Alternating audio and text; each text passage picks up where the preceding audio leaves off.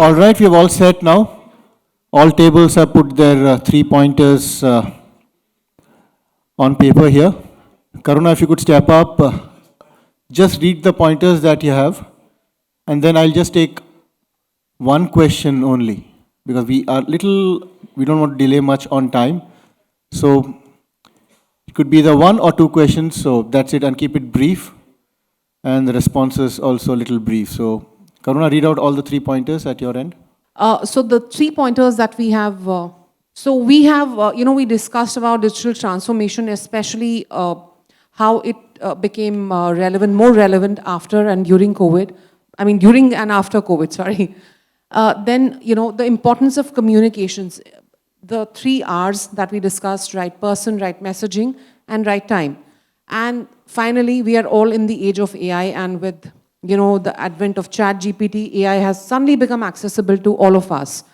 So how, and also there are obviously ethical concerns about the usage of AI and the need of regulation for using AI in a marketeer's, lifetime. So how do we use AI best to our ability and use the platforms, AI platforms, to reach more customers? That is, at the end of the day, that's what all marketeers aspire to do for their organizations, right? So this is, the discussion, the sum total of discussion that we had on our table. Okay, before you think of while you think of your questions, I just want to tell you that our table consisted of, people from B2B marketing space, media and advertising, SaaS space, and also FMCG, and a digital marketeer also. So we are a mix of that on our table, and if you have a question projected to any one of us, we'll be happy to answer. Hi. Can you give some example of how you are using AI? Because it is good to have, or you are having it in your planning? It's good to have. Of course, it's very So new territory not implemented. for us. Not implemented yet, but AI usage, yes, we are using ChatGPT for content creation. The first, that's what they claim, that ChatGPT is a massive tool that we use for the first, let's say, the first step of content creation. Obviously, of course, we all know that whatever the, GPT throws at us, we can't use that because it could be plagiarized. So the first idea, the first step, where a person has to think, you can put in a great prompt and you can get a great response, and then you can kind of customize it to what you want to put out on any platform that you're putting out on. So when you're saying use of AI, yes, we use ChatGPT, and I think everyone should. It's a great tool. But obviously be more, however it suits everyone. Just to do. Yeah. First of all, I think we should acknowledge that we had some great discussion on marketing and personalization and digital tech stack and how we are interacting with operations and third-party data and a whole lot of other stuff. And that last 2-minute discussion was on AI, that no discussion is complete without AI. And everybody's trying to understand AI, everybody's trying to sell AI, and nobody really knows whether this is AI or ML or something else, right? So I think a lot of stuff which we are doing as marketers involves AI. And we don't even know, probably. Even searches, even Google Analytics, even, anything what we are doing basically around a tech stack. If you're using third-party data, if you're using some tech tools, if you're using journey builders, it does require, have AI. Content, of course, is a first step towards AI. So, I work for Redington, and I work for HP, and we've used, content creation tools. Not only ChatGPT is one of the fastest innovated, and we got 100 million users basically in the first month in February, but there's Copy AI, there's Spreadsheet, there's DALL-E, there's, a whole lot of image creation tools, there's videos. If you go to our website, all the videos are created with, AI voice. And so content is a big part of that. But over and above that, if you start using AI and ML basically for data, that's a big part of your digital transformation. We can have a whole day of discussion basically on AI, but yeah, I think that's a great question, but somebody needs to deep dive into this. And the big question and opening a Pandora box around the regulations for AI is another big subject, right? So the sensitivity around AI and...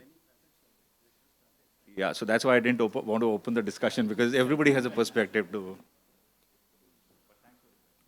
Thank you for the question. So, yeah, All right, let's have table 2. Thank you, Let's Alok. keep this Thank you, as Dr. brief. Alok. Thank you so much. Just read your topics, the pointers, and just one question. So, Yeah, so we had a mix of B2B marketers, B2C marketers, old school marketers, digital marketers, all of it. So the points here are representative. I'll go a little into detail without taking too much time. So one of the prevalent themes was stick to the basics. Understand that the consumer journey has changed. The entire journey of doing business has changed in the sense that there's a two-way feedback with the customer giving feedback back to the brand. Hence, the customer's voice is very important. You have to understand the customer. That's sticking to the basics. Yeah. There were other points, very relevant points, where someone said about emotional connect, the fact that there needs to be engagement, there needs to be online reputation monitoring, which are transactional details of the same, that how you understand and empathize with the customer, right?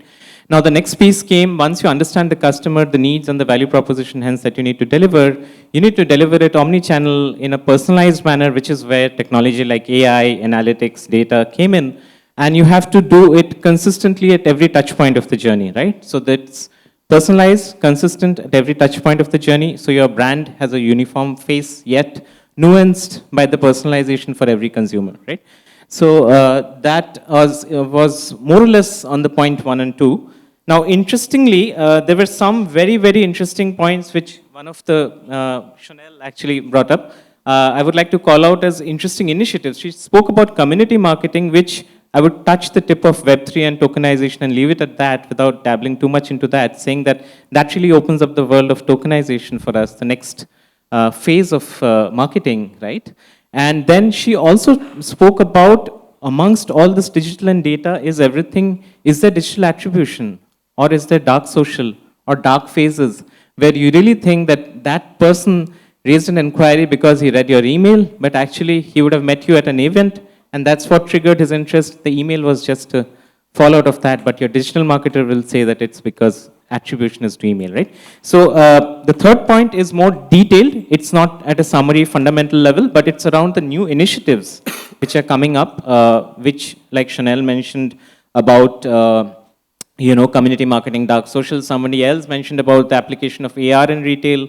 Yeah, so that's more or less the kind of rich discussion we had with wonderful colleagues. Yeah, any question, I would be happy to take. So yeah, so a question, is there a use case you can touch about crypto and tokenization? Yeah. Yeah, Sairam. Just for the benefit of everyone, right? Yeah. Some of us work on that, so I'll repeat the question. Yeah. If you have a specific use case on either a crypto-centric or tokenization-centric marketing, or how is it actually shaping up, that will be educative. In the marketing world, I can't recall one, but like you rightly said, it's tightly tied. It's nothing but crypto, right? So just as the way I understand. Thank you for the question. One of the things that we worked with was NFTs, which was looked like a fad in the beginning, and there was a lot of genuine effort behind it, but eventually it sort of got diluted. But that was like the outcome of the crypto tokenization. We worked on 2 films through that, where we developed NFTs for the films, worked through them, and helped people sort of create a community on Discord and Telegram. That was like the space that we were working with. We found a lot of people, actually consumer behavior was very interesting. One of the things that we were giving out, so initially NFTs were just about the product itself. They weren't adding more layers to the NFTs itself. NFT was your premium product. And then to make it more valuable, people started adding more stuff to it. In this particular case, we were giving out the movie tickets as well. And we realized that people were actually trading movie tickets because they had X number of tickets and they were trading with each other. They're like, give me X amount of money and you can take the movie tickets. And NFTs were what they were keeping with themselves. So it was a very different channelized conversation. From a tokenized perspective, helps someone be a part of a community, feels like an ownership. Eventually, again, depends upon a hyped value. I think it's more or less like an art ecosystem. How much value do you give it is basis your personal emotions. If it's something that you're a fan of, you'll always value it more than its actual creation, I guess. Awesome. Thank you so much, Chanel. Wonderful example. I think one question, right? So we're done? one's done. Yeah. All right. Sairam?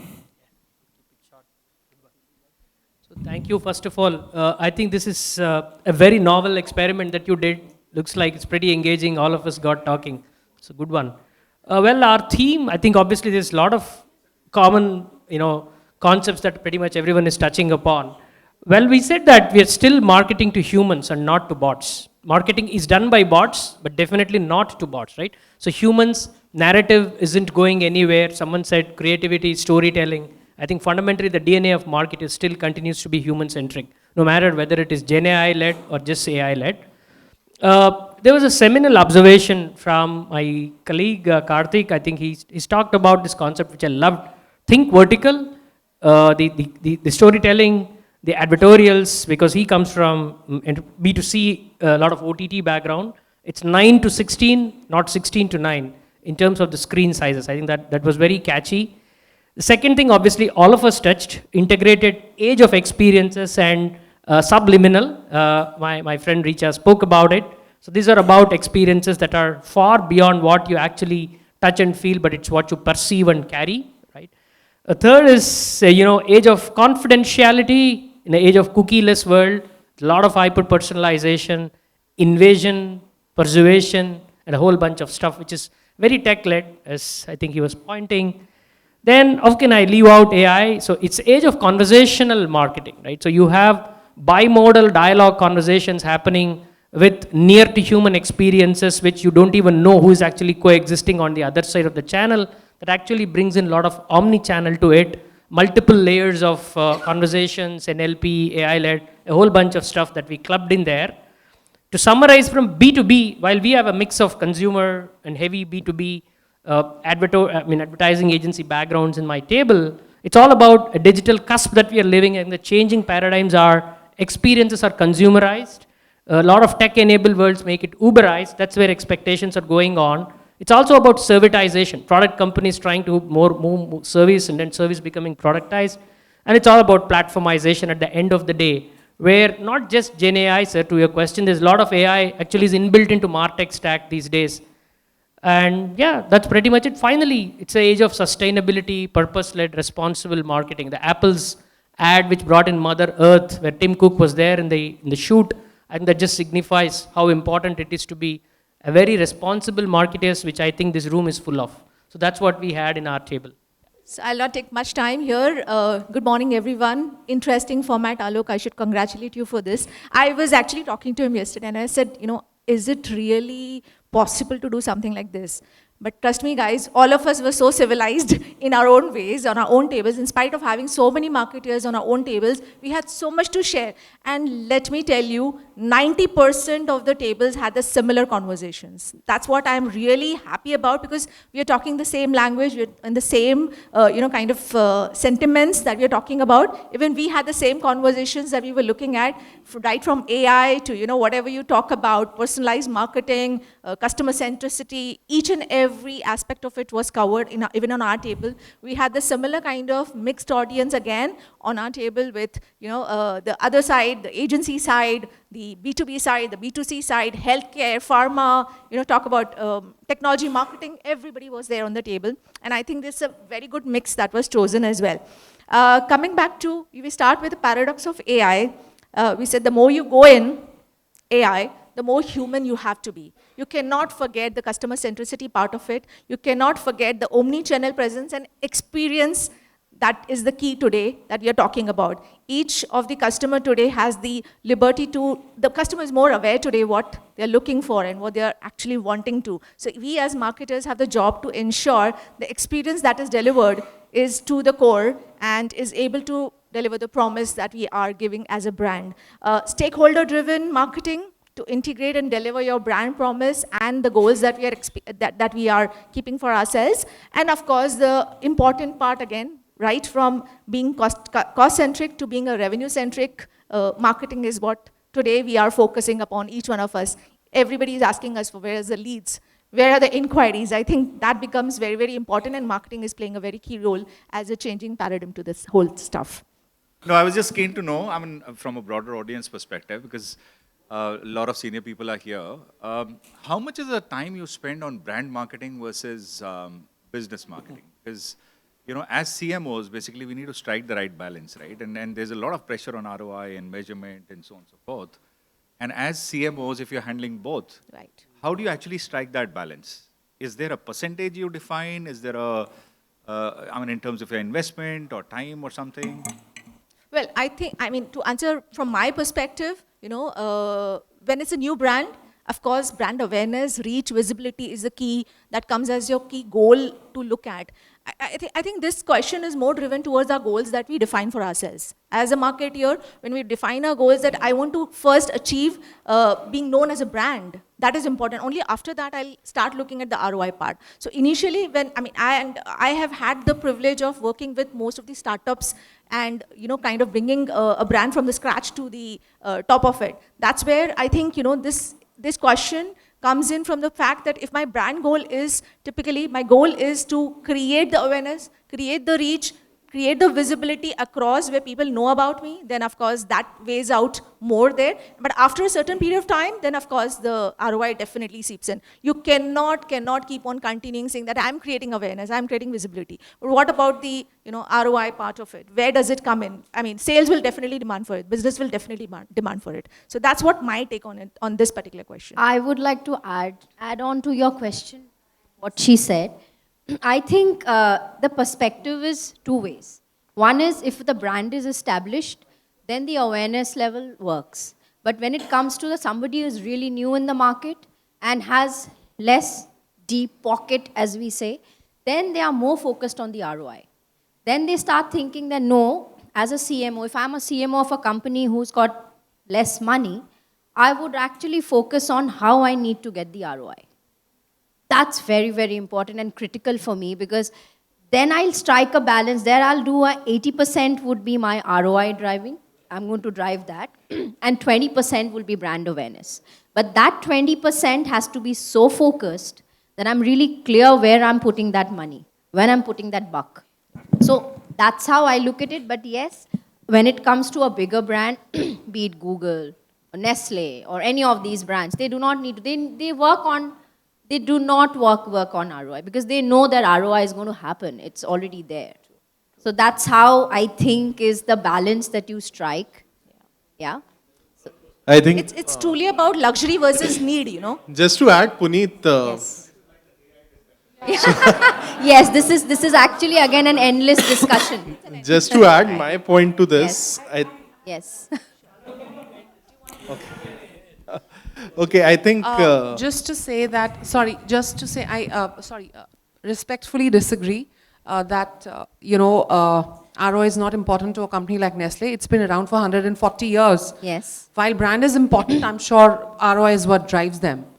Right? So I'm sure. I'm not disagreeing to that. What I'm trying to say, his question was that where you focus. I'm sure both needs to be focused, right? Where you need to be focused. It's but actually, I think, depending on your priorities. at that point of time. Yes, at that correct. point of time. At that right? point of time. Remember correct. the Maggie fiasco of Yes, Nestle? exactly, So, yeah. exactly. Right, So, right. that's where the difference is. And of course, as marketeers, you wear different hats all the time, right? So- you figure out the crisis and then you take a call on that, right? Yeah. Puneet, I'll add to your point. I think rightly put in that it's a chicken and egg story, whether it's business marketing or brand marketing. Having said that, I feel clear. I mean, having a very clear set of expectations is something which all of us strive for. Because tomorrow you are running a campaign, your management will ask ROI. I don't think so any one of us is blessed as a CMO that ROI is not asked. Unfortunately, all of us, the first question is, kitne log aaye? Kya hua? And with digital being one of the measures of, I mean, a brand awareness as well, there's a funnel available. It's not TV, wherein, I mean, we are determining that this is the reach, this is the frequency, this is the OTS, and I mean, I'm clearing some things there. But in digital, there's a funnel also wherein till the last moment, I can measure the efficacy. In fact, just to go on one point, I think I was discussing some time back that whether initial brand building of a new brand should be a capex or an opex. Because we are always blessed with marketing being an opex and hence ROI comes. But I think brand building, it's a long-term thing. What you are investing right now will be there for next 5 years, 7 years, 8 years. All right. Yeah. Karthik, all of you guys, I think this will now be the norm moving ahead. So now I'll be also taking it on an unconferencing kind of view. What I'm going to do is, you guys are free to interact through the day itself, in case you're there the entire day. I'm deciding we'll not have a coffee break any which ways. But people are free to move in. Let the discussions continue on the tables, which is the second one, which is going to start off next. So those who would like to be a part of the, who are a part of the second tables, please join your tables, or let the same ones continue and discuss, since your guys are already there.